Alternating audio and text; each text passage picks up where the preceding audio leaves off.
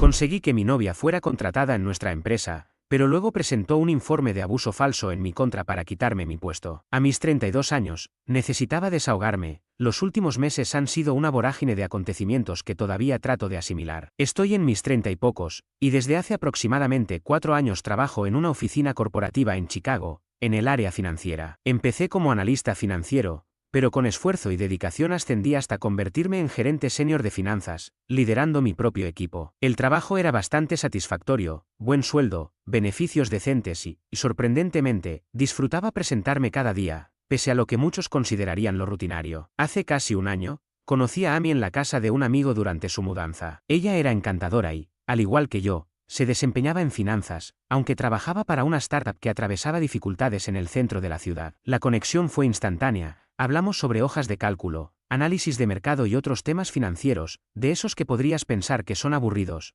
pero que para nosotros tenían sentido. En pocos meses, Amy se mudó conmigo, y a pesar de lo rápido que avanzó nuestra relación, todo parecía encajar perfectamente. Teníamos intereses comunes, horarios laborales compatibles y realmente disfrutábamos de la compañía mutua. Pensé que, tras años de experiencias amorosas mediocres, finalmente había encontrado a la persona indicada. Ella conoció a mis padres durante las cenas dominicales y compartía fines de semana con mis amigos. Era la compañera ideal. Sin embargo, la suerte dio un giro inesperado cuando la empresa de Amy quebró. Un viernes, durante una reunión sorpresiva por Zoom, la despidieron sin previo aviso, dejándola completamente desconcertada. Durante semanas, la vi sumida en una espiral de aplicaciones laborales, enfrentaba constantes rechazos en un mercado de trabajo saturado, mientras luchaba por mantener viva la confianza y el espíritu con el que se había presentado inicialmente. Verla llorar en secreto, dormir hasta altas horas del mediodía y apenas comer, me destrozaba el alma, pues era imposible ver desvanecerse esa luz tan brillante en sus ojos. Ante su desesperación,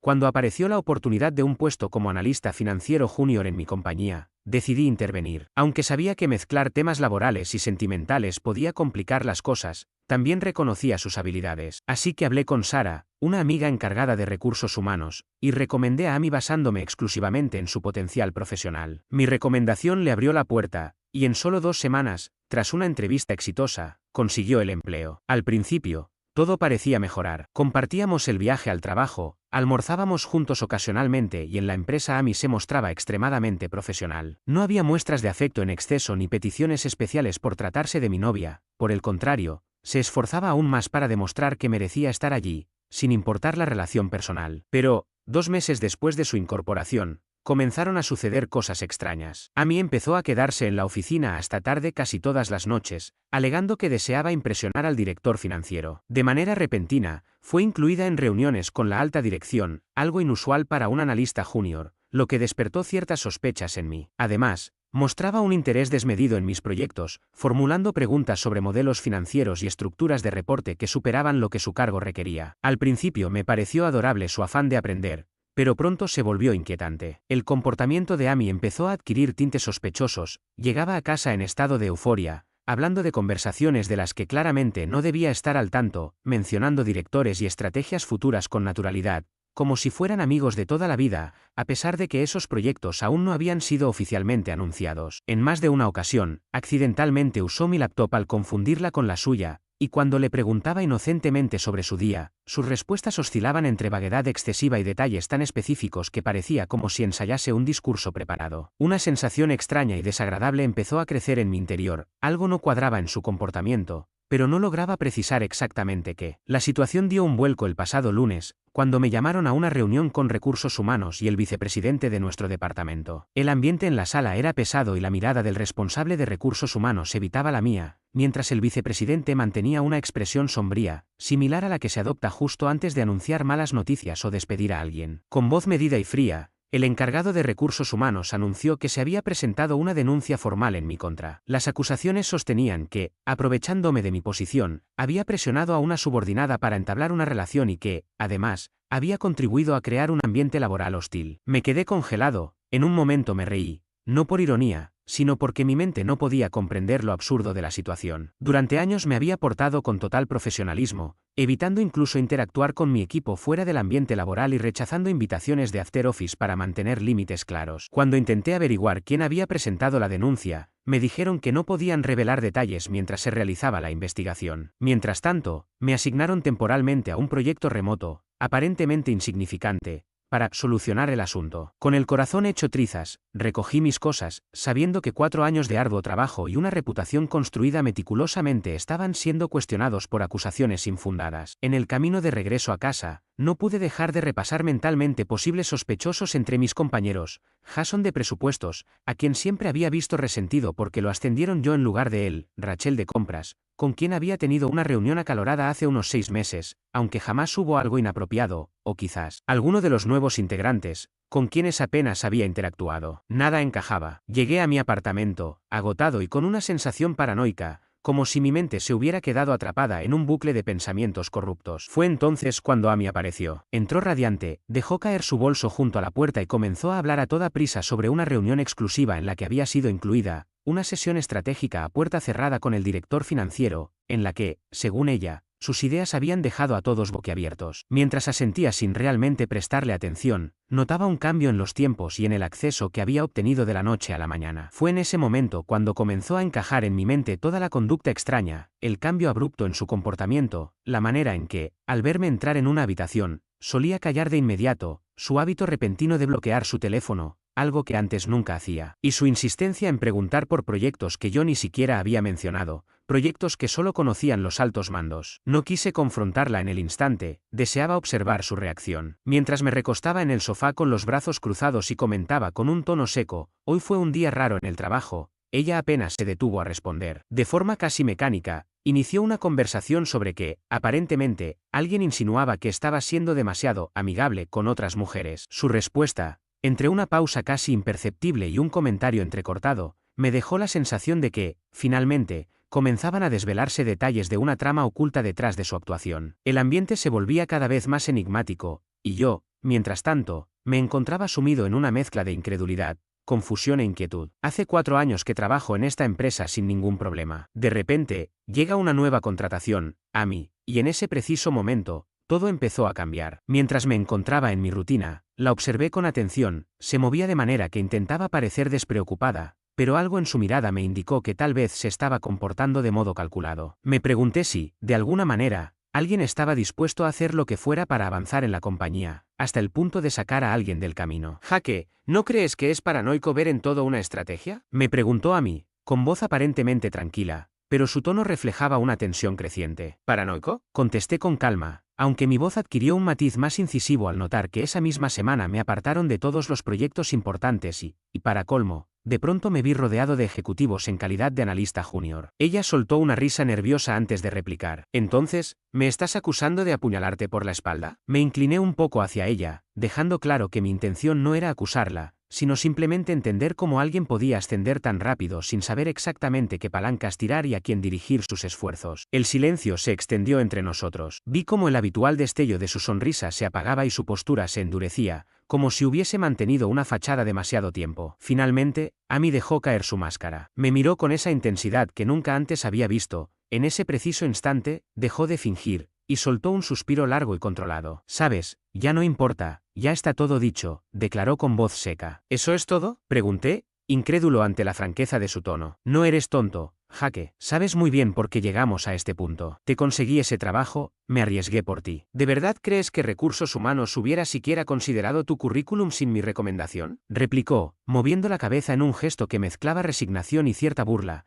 como si estuviese sopesando si la honestidad valía la pena en este contexto. «Agradezco el impulso inicial, pero no podemos pretender que eso fuese suficiente», añadió con frialdad. «Jamás pensé que podría subir desde un puesto junior de manera tan rápida». Ella no expresaba enojo, sino más bien daba a entender los hechos de forma casi factual, como si explicara el pronóstico del tiempo. «¿Así que tu solución fue destruir mi carrera para ocupar mi lugar?», pregunté, asombrado por su directa acusación. «No exactamente», respondió. «Quizás la situación ya se había resuelto». Fue en ese momento cuando noté que, pese a su aparente calma, su actitud evidenciaba que ya no sentía pasión, ni siquiera hacia lo que un día fue un sueño compartido. Me impactó no solo saber que planeaba perjudicarme profesionalmente, sino que nuestra relación, o lo que habíamos construido, parecía haber perdido todo su significado. Según ella, era preferible inventar acusaciones falsas que afrontar la realidad y simplemente terminarlo. Manteniendo un tono bajo pero decididamente firme, me acerqué y le dije: Amy, has cruzado una línea. Lo que acabas de hacer no es solo mezquindad,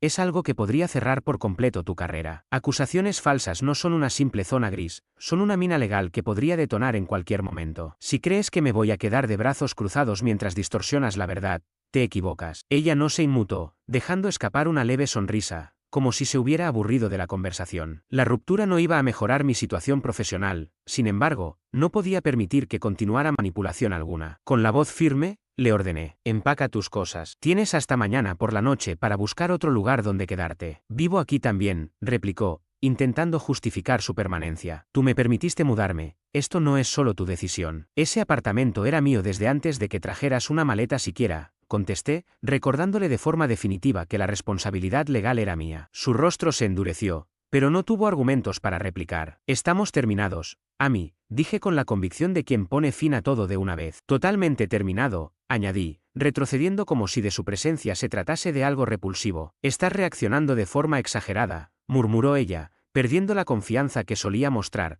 consciente de haber cruzado un límite. Muy bien, recogeré lo esencial esta noche y el resto lo pasaré a más tarde, concluí. Mientras tanto, recogió algunas prendas y artículos de aseo, actuando como si mi decisión fuera injusta. Antes de marcharse, Amy me lanzó una última advertencia. Esto no habría sido necesario si simplemente me hubieras apoyado para avanzar en la compañía. Podrías haberme recomendado para puestos de dirección, pero siempre estuviste tan preocupado por evitar conflictos de intereses y por ganarte tu posición. No todos tenemos el lujo de esperar años para que nos reconozcan. Sus palabras fueron la gota que derramó el vaso. La miré, enfurecido, y me quedé solo en nuestro apartamento, intentando comprender cómo la mujer en la que confiaba podía ser tan calculadora. Esa noche, el sueño se me escapó por completo. Repasé cada conversación sobre el trabajo, cada documento que pudo haber visto en mi laptop, cada análisis financiero detallado que alguna vez compartí con ella. Sin embargo, recordé algo fundamental que despertó en mí una pequeña chispa de esperanza. Siempre he sido obsesivo con la documentación y la comunicación. Llevo registros de todo, correos electrónicos, reuniones, incluso grabadas con consentimiento, y notas meticulosas de cada interacción laboral importante. Al día siguiente, en lugar de enfrentar un posible proceso de investigación de inmediato, envié un correo electrónico a Recursos Humanos en el que expresé: entiendo que es necesario investigar a fondo estas acusaciones,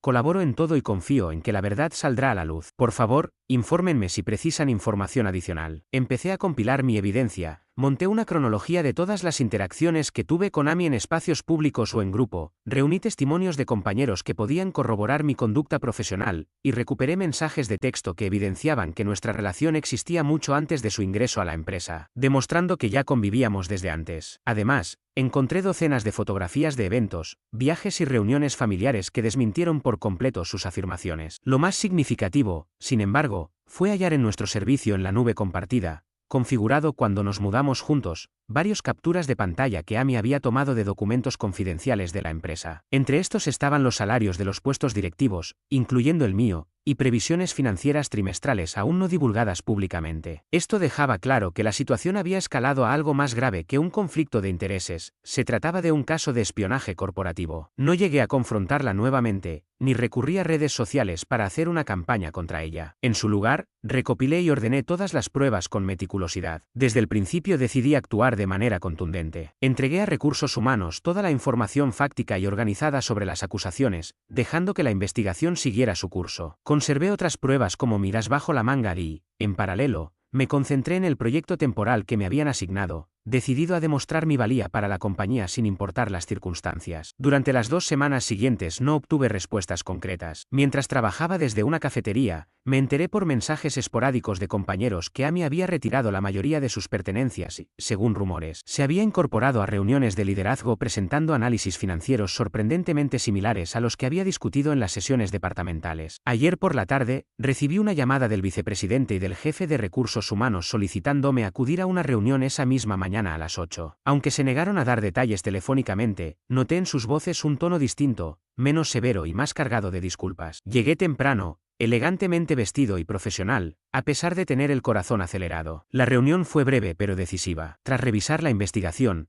confirmaron que no existía evidencia alguna que respaldara las acusaciones falsas. De hecho, se descubrió que la denuncia se había presentado de manera maliciosa con el objetivo de manipular la plantilla para beneficio personal. El vicepresidente, visiblemente apenado, me ofreció una sincera disculpa. Te debemos una disculpa. Tuvimos que tomar la acusación en serio, pero debimos gestionarla de mejor manera. Tu puesto fue restituido de inmediato con la compensación adecuada por las molestias causadas. Recibí la explicación de que no podían revelar las medidas concretas adoptadas contra el empleado que presentó el informe falso, ya que debían mantener la confidencialidad, aunque todos sabíamos a quién se referían. Además, me aseguraron que la política de la empresa sobre denuncias infundadas se estaba aplicando rigurosamente. Al terminar, le entregué un sobresellado con información adicional que había descubierto durante mi propia investigación. El vicepresidente, intrigado, me preguntó: ¿qué es esto? Allí le mostré evidencia que, sin relación directa con la denuncia de acoso, revelaba un importante acceso indebido a información confidencial de la empresa por parte de Amy. En el instante en que sacaron a la luz esos documentos, el ambiente en la sala se transformó radicalmente. El rostro del vicepresidente pasó de la disculpa a una expresión inquebrantable y fría. Tras realizar una llamada rápida, volvió a dirigirse a mí, diciendo: gracias por informarnos. Tomaremos medidas de inmediato. Menos de media hora después de abandonar esa reunión,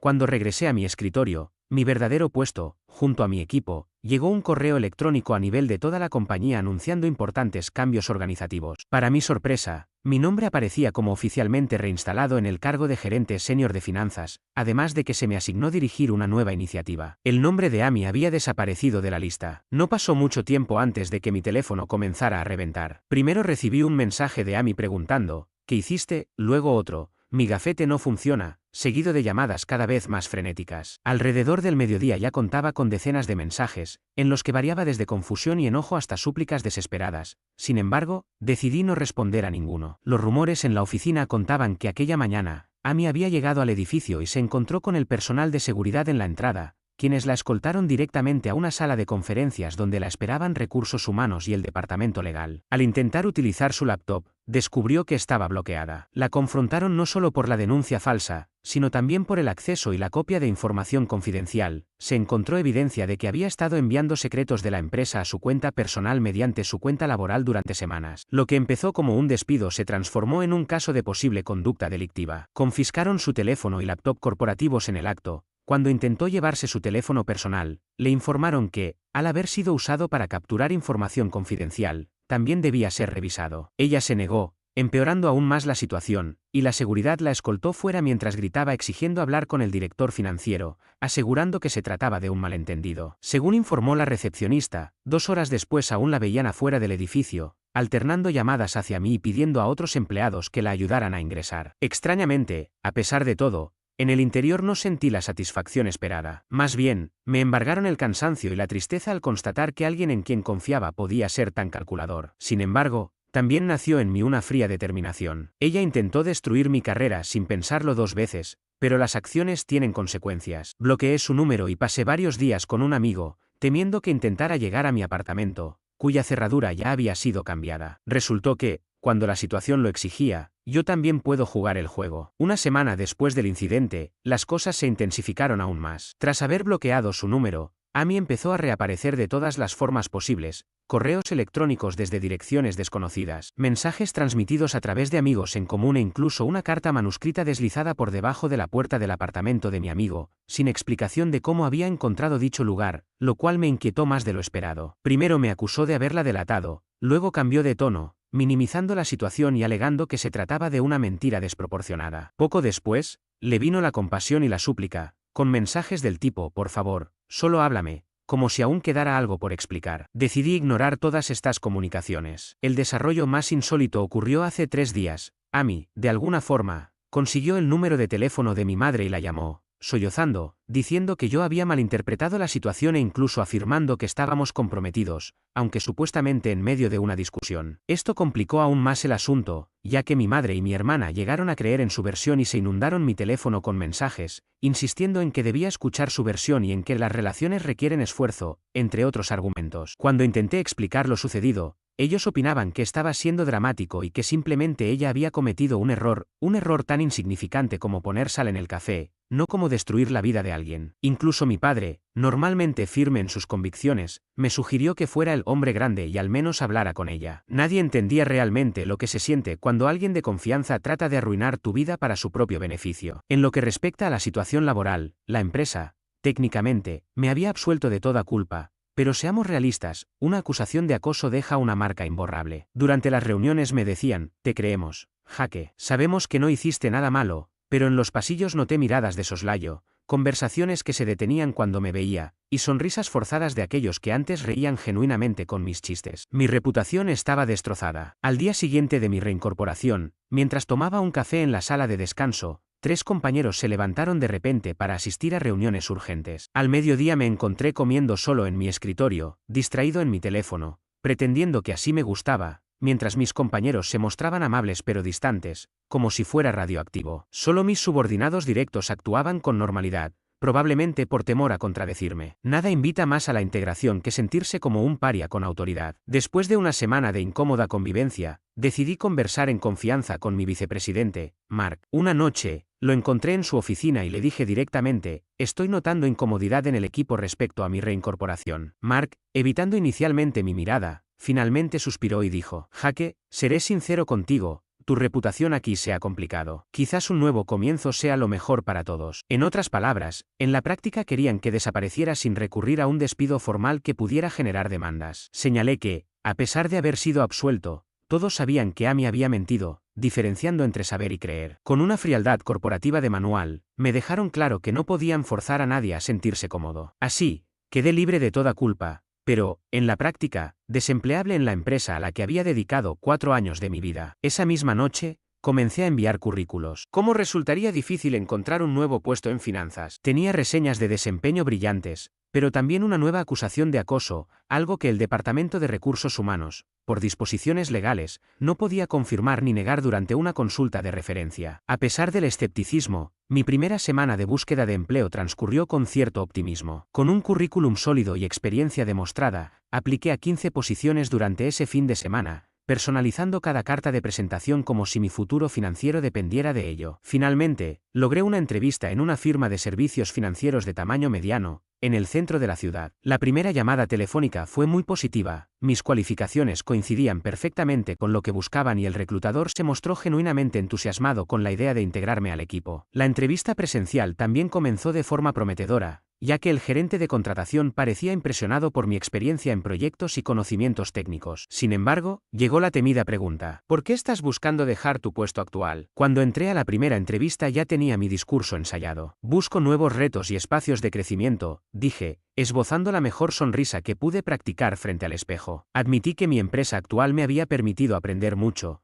pero que ya no había techo para mí allí. La gerente ladeó la cabeza, casi imperceptible, y preguntó si existía algún otro motivo para renunciar. Se me notó el temblor en la voz. Soy pésimo mintiendo. El resto del encuentro fue un trámite, sus preguntas se volvieron cortas y mecánicas. Jamás recibí la llamada de vuelta. En la segunda entrevista, con una firma más grande, opté por ser ambiguo respecto a mi salida y destaqué lo que me atraía de ellos. 3 días después, correo electrónico cordial, misma respuesta negativa. La tercera fue la peor. El entrevistador, Trevor, corbata de poder y colonia sofocante, parecía llevar información fresca. A mitad de la conversación soltó: mira, tengo que preguntarlo, ¿existe algún incidente en tu empleo anterior que debas revelar? Hacemos verificaciones exhaustivas. Sentí el estómago caer. Negué. Él insistió en que su compañía defendía un ambiente de respeto. Más tarde supe que una amiga de Amy trabajaba en su departamento de RRHH y ya había divulgado su versión de la historia. El mundo es pequeño, y el chisme, infinito. Al terminar la tercera semana sin empleo, mis ahorros se evaporaban. Siempre había sido ordenado con el dinero,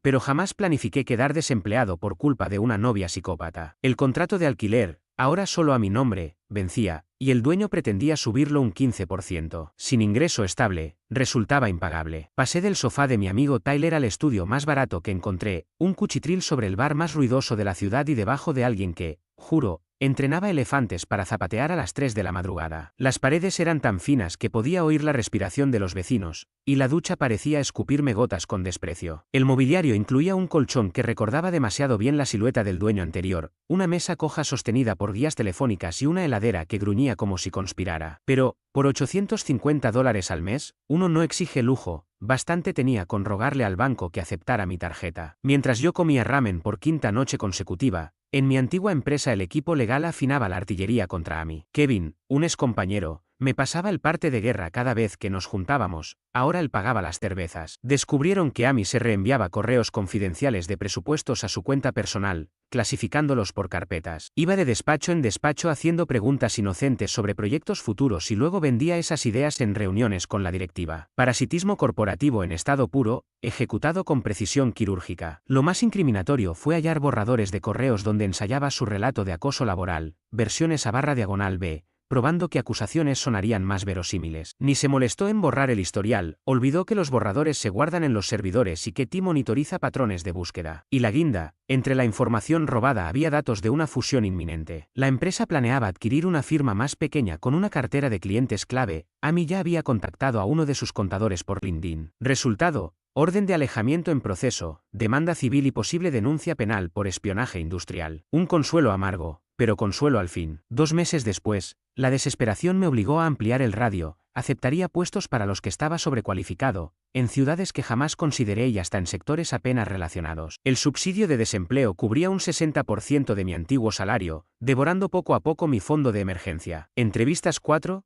5 y 6, interés inicial, silencio súbito. Empecé a sospechar que Amy saboteaba mis candidaturas. Paranoia, quizá. Pero después de lo vivido nada me parecía imposible. La 7ª entrevista fue en una gestora modesta, especializada en clientes de nivel medio. Nada glamoroso, pero estable. Tras revisar mi currículum, el director respiró hondo. Mira, Jaque, tus competencias son claras, pero circulan rumores sobre tu salida anterior. Cuéntame tu versión, off the record. Cansado de bailar alrededor del asunto, decidí jugármela. Llevaba conmigo mi carpeta de pruebas, capturas de pantalla, correos, línea temporal, declaraciones de testigos. Era mi manta de seguridad, demostración de que no estaba loco. Cuando terminé, el tipo asentía, ojos muy abiertos. Vaya, eso es intenso, pero ahora entiendo por qué vienes tan preparado. Aquí valoramos a quien documenta todo. Justo lo que necesitamos en análisis financiero. Me ofreció el puesto. El sueldo era 30% menor y el cargo un retroceso a analista senior. Pero era un salvavidas. Lo acepté sin negociar, agradecido hasta lo patético. Día tras día reconstruí mi reputación, me ofrecí para los proyectos tediosos, corregí hojas de cálculo ajenas, llevé donas los viernes y me convertí en soporte técnico oficioso porque sabía vaciar la cola de impresión sin reiniciar el servidor. Lo peor era la soledad familiar. Mi madre y mi hermana defendían a Amy y me tildaban de vengativo por no frenar la demanda. Intenté explicarles que la empresa actuaba por su cuenta. No entendieron y dejaron de hablarme salvo por mensajes escuetos en fiestas. Siempre guardas rencor. Amy se equivocó, pero lo está pasando fatal, escribió mi hermana. ¿Equivocación? Es olvidar echar azúcar al café, no arruinar la carrera de alguien y robar secretos corporativos. Mi madre fue más dura, convencida de que Amy era la indicada y de que yo destrozaba mi oportunidad de ser feliz. Llorando, me dijo que Amy solo quiso demostrar su valía y que la situación se le fue de las manos. Aquello me dolió más que cualquier rechazo laboral. Dejé de justificarme. Mi padre, al menos, llamaba con frecuencia. ¿Cómo va el nuevo departamento?, preguntaba, fingiendo no oír el eco de mi apartamento vacío ni el karaoke ebrio del bar. Genial, tiene mucho carácter, mentía yo. Él gruñía, sin presionar. Siempre aterrizas de pie, hijo. Empecé terapia. 2 sesiones bastaron para que la psicóloga suspirara. Bienvenido al mundo corporativo. La verdad pesa menos que las apariencias. Luego quiso analizar mi patrón de atraer parejas manipuladoras, más que el trauma reciente. Cuando describí la traición calculada de Amy, preguntó, ¿qué crees que te llevó a alguien capaz de eso? Como si yo hubiese escogido a una sociópata en un catálogo. Lo que más me carcome no es el retroceso profesional, sino dudar de mi propio juicio. ¿Había señales que ignoré? ¿Estaba tan ansioso por una relación que pasé por alto sus alarmas? Oigo su frase una y otra vez, necesito más rápido. Me pregunto si ahora, al borde de un proceso penal, cree que valió la pena. Mientras tanto, mi mayor decisión diaria es si uso Arial o Times New Roman en los reportes mensuales, aunque mi nueva silla tiene soporte lumbar, todo un lujo. Algunas noches, tumbado, escucho el bajo retumbar del bar y repaso finales alternativos, y si nunca la hubiera recomendado, si hubiese notado que memorizaba mis análisis, si hubiese sido menos confiado, menos servicial, menos enamorado. Pero la retrospectiva siempre es perfecta cuando uno contempla los escombros. Tenía 2 trabajos. Al llegar temprano a casa, la oí decirle al vecino, es patético, cree que las horas extras lo hacen un hombre. Me alegro de no fingir atracción. El vecino se rió y ella replicó, créeme, ya lo soy. Me enojé. Dejé la cena de aniversario y me fui. Nunca imaginé que acabaría compartiendo mi desastre sentimental en internet.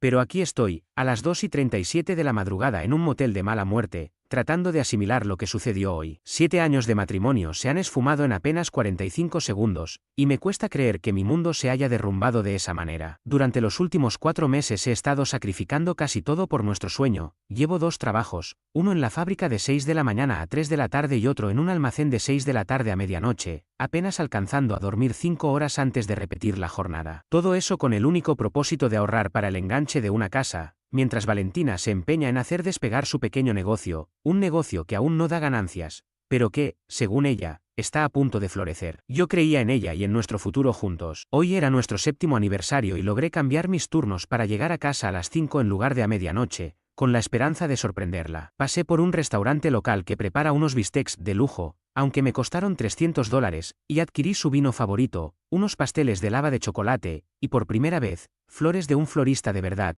en lugar de aquellas del supermercado a las que estoy acostumbrado. Realmente había puesto el alma en este plan. Cuando llegué al complejo de apartamentos a eso de las 4:45, noté que en el espacio de invitados estaba estacionado el auto de Kyle, nuestro vecino del otro lado del pasillo, quien en más de una ocasión me ha ayudado a transportar cosas pesadas y con quien incluso he compartido unas cervezas. No le di demasiada importancia, después de todo, siempre fue un tipo amigable. Al subir las escaleras, cargado de la cena y las flores, noté que la puerta de nuestro apartamento estaba apenas entreabierta, lo suficiente para oír claramente la conversación. Fue entonces cuando escuché la voz de Valentina, su voz, tan nítida como si estuviera a mi lado, mientras ella hablaba con Kyle, a quien parecía elogiar con cierta burla diciendo, Val podría hacerlo mucho mejor. Su respuesta fue aún más devastadora. Confía en mí, ya lo soy. La forma en que lo dijo, con esa satisfacción arrogante, me dejó paralizado. Sentí como si cada segundo se alargara en una eternidad. Durante lo que parecieron 20 segundos, mi cuerpo no respondió, aunque internamente se libraba una tormenta, una mezcla de rabia, tristeza y una sensación de traición que me consumía. Una parte de mí quería irrumpir en la habitación y gritar, otra deseaba simplemente derrumbarme en llanto, pero lo único que pude hacer fue colocar silenciosamente la cena en la encimera, dejar las flores a un lado y salir sin hacer ruido. Desde la cocina pude ver cómo se recostaban en el sofá, demasiado cerca uno del otro. La forma en que Valentina posaba la mano sobre el brazo de Kyle, y la mirada que dirigía a él, era la misma que, en otros tiempos, me dedicaba a mí. El frío que impregnó mi interior fue insoportable. Sin decir una palabra ni golpear la puerta al salir, regresé a mi auto y conduje sin rumbo fijo durante 3 horas. Mientras tanto, mi teléfono no paraba de vibrar. Imagino que al ver la cena abandonada, Valentina se percató de lo ocurrido. Recibí 47 llamadas perdidas para las 8 de la noche, y cuando por fin decidí encender mi dispositivo nuevamente alrededor de la medianoche, había 26 llamadas más y 8 mensajes de voz de ella que aún me cuesta escuchar. Incluso mi hermano me envió 3 mensajes preguntando si aún teníamos planeado juntarnos a jugar baloncesto el fin de semana. Durante estos últimos 7 años he trabajado sin descanso para construir un futuro junto a la mujer a la que amaba, y ahora descubro que para ella soy una completa broma. Recuerdo las advertencias de mi hermano Timothy, quien me señaló que era bastante exigente, pero yo estaba demasiado cegado por el amor y el cansancio para ver las señales. Entre 4 horas de sueño acumuladas y jornadas interminables, apenas noté los indicios, sus reuniones de negocios que se extendían, su nuevo guardarropa, esos mensajes constantes y la manera en que escondía el teléfono cuando llegaba a casa. Todo era tan típico, tan común, y yo estaba tan ocupado labrándome un futuro que no veía lo que se gestaba en mi propio hogar. Ahora, a mis 28 años, me encuentro en este motel, pagando $34 la noche, contando cada centavo, sin tener idea de qué hacer a continuación. Me preocupa lo que vendrá, especialmente con todas nuestras finanzas entrelazadas, todo lo que he trabajado tanto para conseguir, ahora en riesgo de ser arruinado por una traición. Descubrí un estado de cuenta compartido, unos $300 gastados en una tienda de lencería. Pensé que era un regalo de aniversario, pero ahora dudo si ese dinero no estaba destinado a Kyle. La confusión y la rabia se mezclan en mi mente. Parte de mí desea gritarle, parte de mí anhela olvidar su rostro para siempre. Mientras tanto, mañana debo enfrentar la realidad,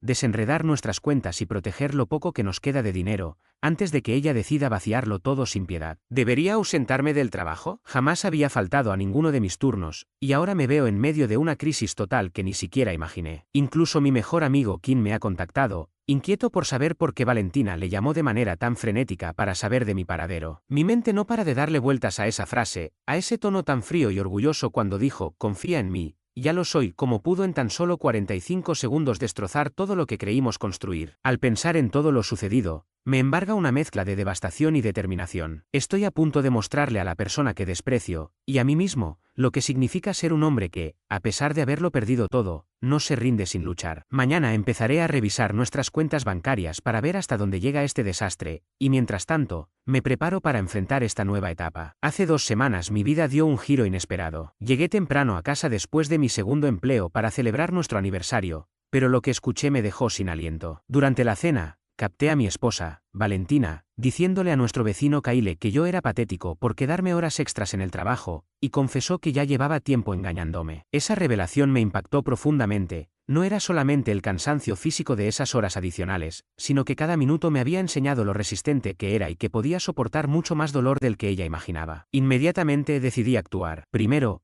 contacté a un abogado para entender con claridad cada aspecto de la situación legal que se avecinaba, y para asesorarme sobre los pasos a seguir en este proceso de divorcio. El asesor me explicó que en nuestro estado la infidelidad podía influir en la consideración de la pensión alimenticia, y me insistió en que recopilara todas las pruebas posibles, además de aconsejarme mantener la comunicación exclusivamente por mensajes de texto y correos electrónicos, de forma que dejara constancia de cada intercambio. El primer día, actué con determinación y llamé a ambos trabajos para avisar que no me presentaría. Fue la primera vez que usé ese recurso. A la misma mañana, me dirigí al banco en cuanto abrieron a las 9. Con toda la adereza del dolor y la urgencia de protegerme financieramente, transferí la mitad de nuestros ahorros conjuntos, alrededor de $14,000, a una nueva cuenta en otro banco, dejando justamente lo necesario para pagar las facturas y el alquiler. El gesto, aunque doloroso, fue tan necesario como retirar una espina que llevaba años clavada en la piel. Cambié mis contraseñas, congelé la tarjeta conjunta, desvinculé todas las cuentas compartidas y reorganicé los depósitos directos. Efectivamente, a mediodía ya contaba con 64 llamadas perdidas de Valentina. Decidí no atenderlas. En lugar de ello, respondí con un único mensaje: he escuchado todo. No me contactes de nuevo, y bloqueé su número. La determinación seguía intacta. Al día siguiente,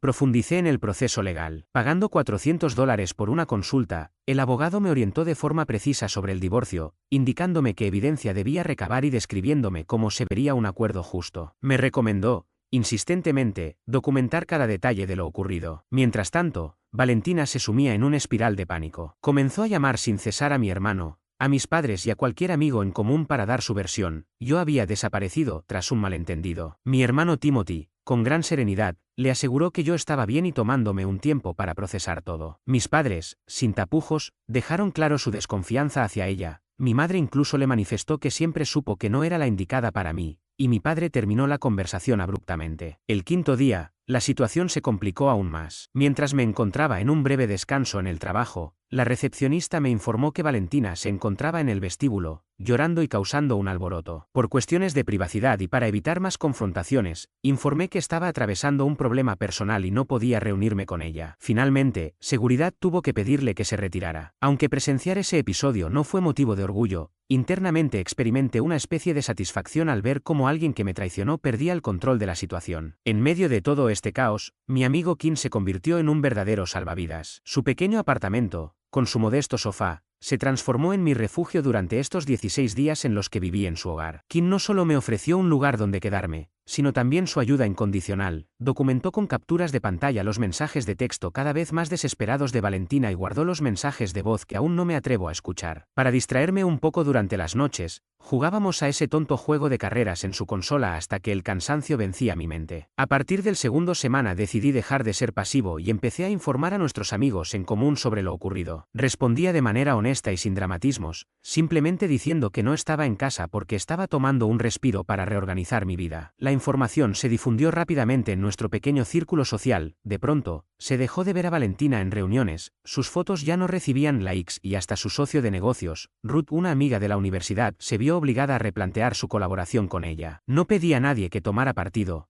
pero la opinión general fue unánime: engañar a un hombre que trabaja 2 empleos para sostener sus sueños es algo imperdonable. Finalmente, al día 10 cometí una acción de la cual, si bien no estoy completamente orgulloso, no me arrepiento, pues formó parte de este proceso de dejar atrás una traición que me había marcado. Si bien la situación sigue evolucionando y aún estoy a la espera de los siguientes pasos legales, cada decisión me reafirma en el camino de retomar el control de mi vida. Llegué a la tienda donde trabaja Kyle, y sin crear un alboroto, me acerqué cuando no había clientes. Con tranquilidad le dije que conocía todos los detalles, que ya había consultado con un abogado y que estaba reuniendo pruebas para iniciar un proceso de divorcio. Al oír estas palabras, su rostro se quedó pálido y comenzó a tartamudear, insistiendo en que las cosas no eran como yo pensaba y que solamente eran amigos. Sonreí sin detenerme y salí del lugar. Menos de 5 minutos después, según me contó un amigo de Kim que estaba con ella y vio su teléfono recibiendo múltiples mensajes, Kyle le envió un mensaje de pánico a Valentina. Lo más satisfactorio fue enterarme a través de amigos en común que Kyle había decidido replantear su relación. Al parecer, ahora que enfrentaba posibles consecuencias legales, no quería estar vinculado con una chica cuya situación marital complicaba todo y a la que ni siquiera podía atender a su segundo marido. Resulta irónico que un hombre dispuesto a acostarse con la esposa de la vecina resultara ser poco apto para una relación seria. Día 13. Regresé al apartamento,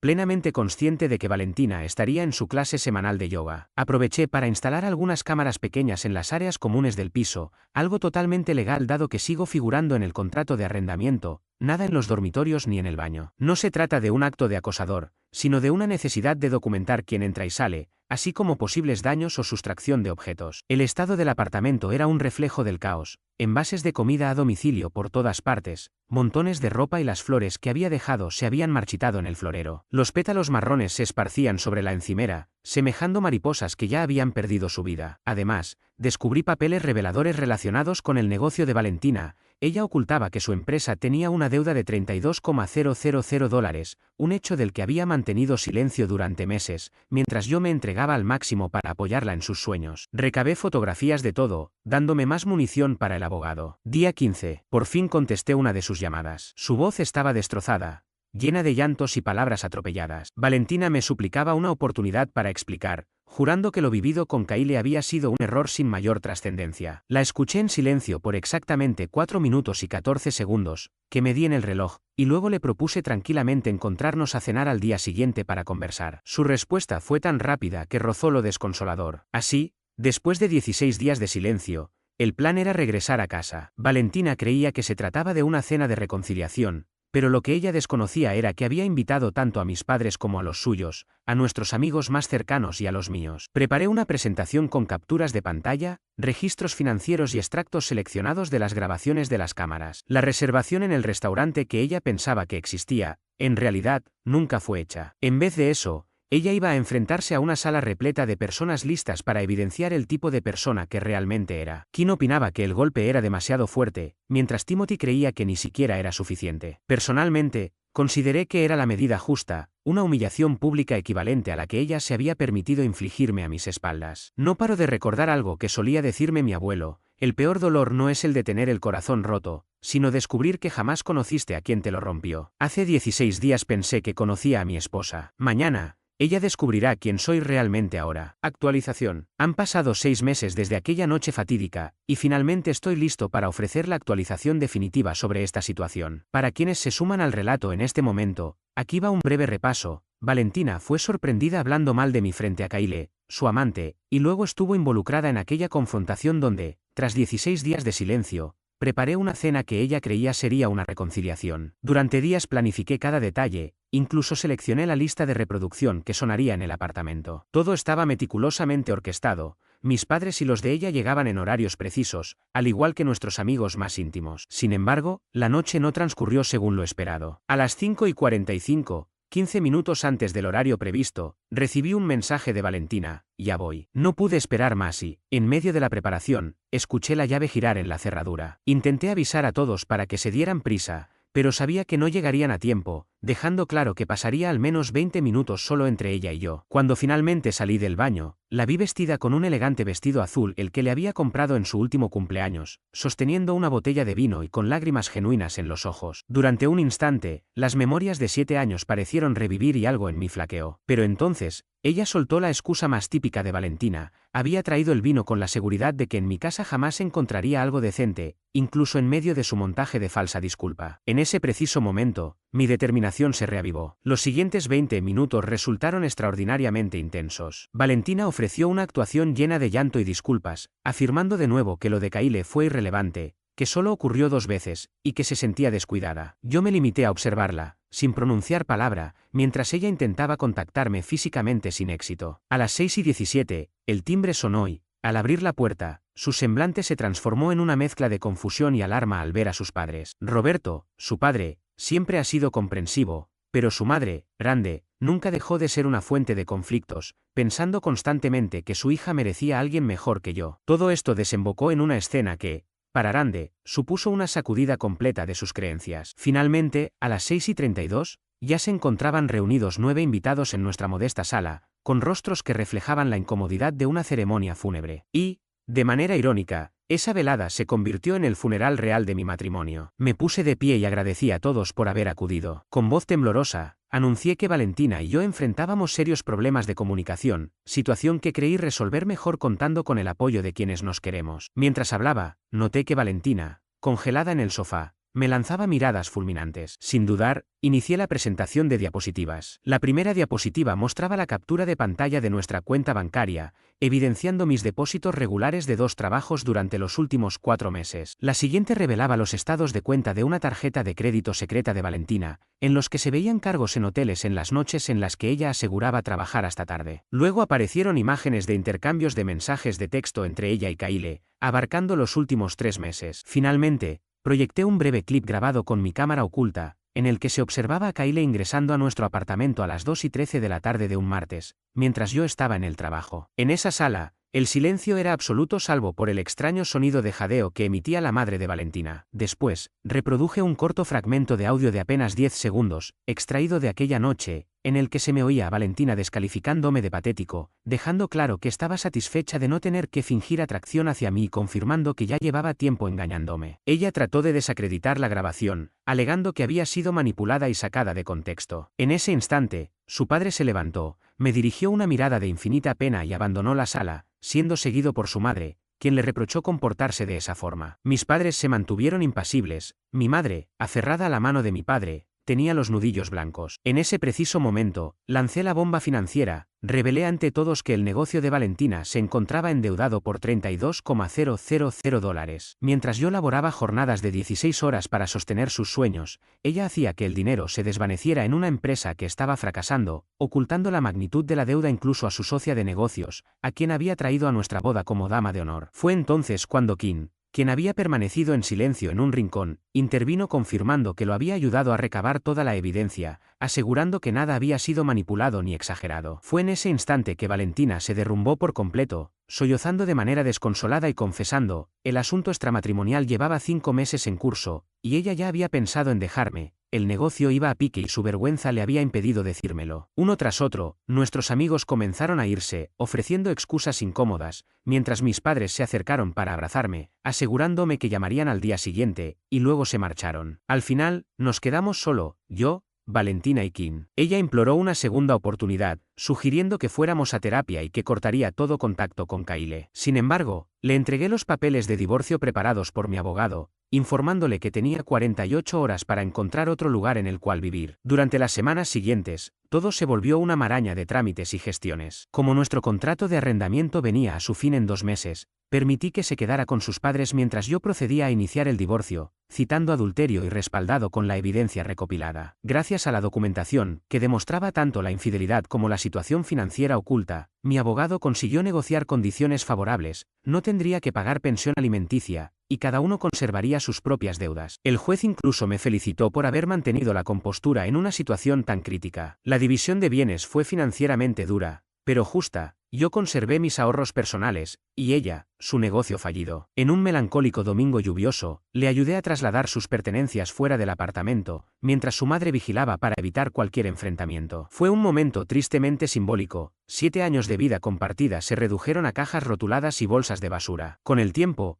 el proceso dejó resultados agridulces. Por un lado, amigos y familiares se mostraron dispuestos a apoyarme de maneras que jamás imaginé. La esposa de Timothy, Rebecca, me invitó a cenar 2 veces por semana para que no me alimentara únicamente de burritos congelados. Kim me presentó a un compañero de gimnasio que me ayudó a canalizar mi ira a través de las pesas, y mi jefe comprendió que mi productividad se viera afectada por la situación. Por otro lado, el duelo se manifestaba de forma impredecible. Algunos días lograba concentrarme en reconstruir mi vida, mientras que otros, al encontrar alguna chuchería mía como una coleta de su cabello debajo del sofá, me hacía detenerme y reflexionar durante horas. Las noches eran especialmente difíciles, y me encontraba despierto, dando vueltas a la mente a las 3 de la madrugada y cuestionando cada aspecto de mi matrimonio, dudando si algo de lo vivido había sido real. La situación de Valentina se deterioró rápidamente. Su meticulosamente elaborada fachada en las redes sociales se desmoronó. Al perder el apoyo de mi segundo ingreso, se vio obligada a mudarse a la casa de sus padres a sus 32 años, y su negocio colapsó oficialmente 8 semanas después de nuestra separación. Según amigos en común, Kyle llegó incluso a bloquear su número tras verla presentarse en su casa,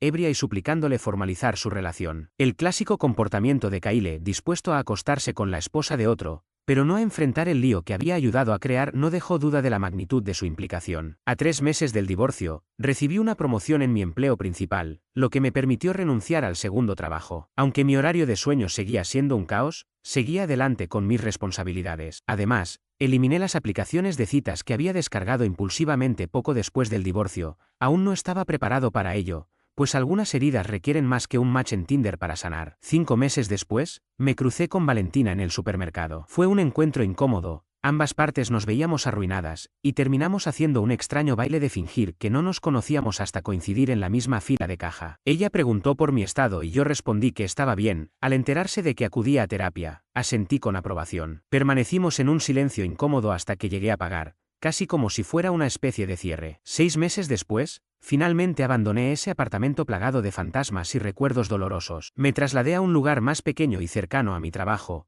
con la ayuda de Kim y Timothy. Aquella noche, mientras tomábamos unas cervezas en el balcón de mi nuevo hogar, sentí por primera vez en medio año una especie de paz interior. Si existe una moraleja en esta triste historia, es que a veces la persona en quien más confías resulta ser la que menos debes confiar, que la venganza puede parecer dulce, pero la sanación lo es aún más, y que trabajar 2 empleos para sostener los sueños ajenos es un juego destinado al fracaso. Quizá todo ello, quizás, sea tan simple como aceptar que la vida continúa, a pesar de que uno piense que no puede seguir. El mundo sigue girando, las facturas siguen llegando y el sol vuelve a salir, ya sea que estés felizmente casado, recién divorciado o en algún punto intermedio. Yo ya no soy la misma persona de hace 6 meses, más cínico, sí, pero también más consciente de mi propio valor. Ahora sé lo que merezco y lo que no estoy dispuesto a tolerar, y he comprendido que agotarse para ganar la aprobación de otros es una ruta directa a terminar exhausto, traicionado y sentado en la habitación de un motel, preguntándome qué diablos le ocurrió a mi vida. Agradezco a todos los que han seguido este viaje junto a mí, a Reddit,